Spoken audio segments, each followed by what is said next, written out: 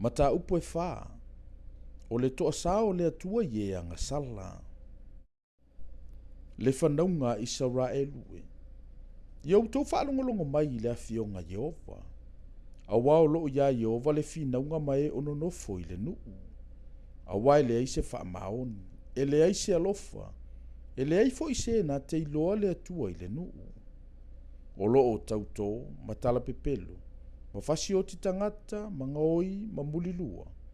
Walato whaasa walava. Wa whepa ia i toto.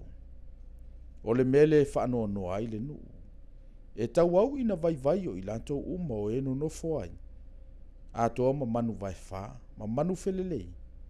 E ma vai atu fo i lava o i o le sami. E awane i aise tangata e fina watu. Ma o i antu i se tasi tangata. A wao lo nuu. Wa pei o e fe fina wa i ma le o si taulanga. O lea, e te pa ua i le au.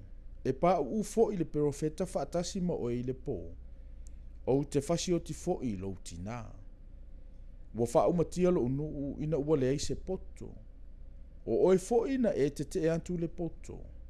O le mea lea, o te atu wai i a te oe. E le toe fai oe ma o si taulanga i a te au. Wa e whaangalo ngalo le tu la fono o lo watua. O au foi, o te whaangalo ngalo i lau whanau. E peo na whaato o tele ino i lantou. Wa whapeo na anga sala mai o i lantou i a te au.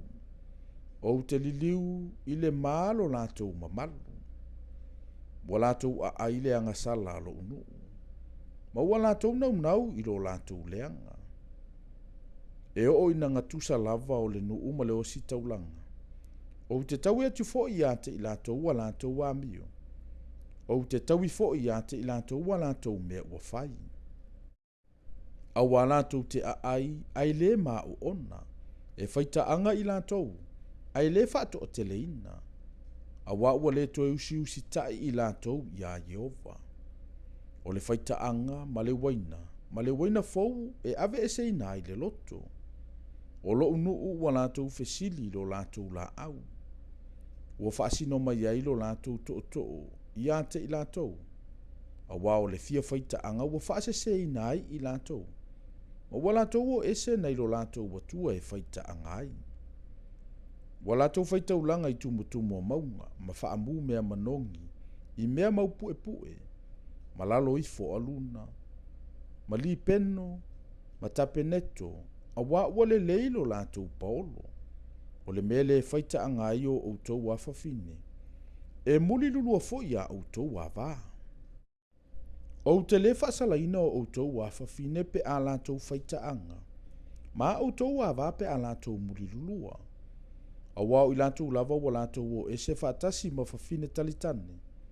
Wa lantou faita ulanga whaatasi ma whawhine talitane. O le nuu foi wa le mawhauwhau.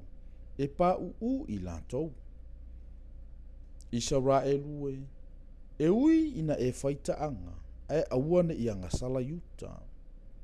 Aua tau te o mai i kirikala. Aua tau te o ae i petavene. Aua fo i tau te tauto. O loo soifua Yehova. A wai whapeo na vaonga tau se povi whawhine ta anoa. O whapeo na vaonga tau Israelu. Ai whanga ina i lantou ina iona po Yehova e whapeo se tama i mamo ile mea lautele.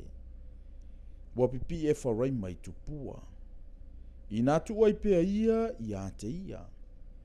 A umalo lantou inu ngā ava. O matua whaita anga i lantou. Wa loto antu o lantou wali i mea e maasiasi ai.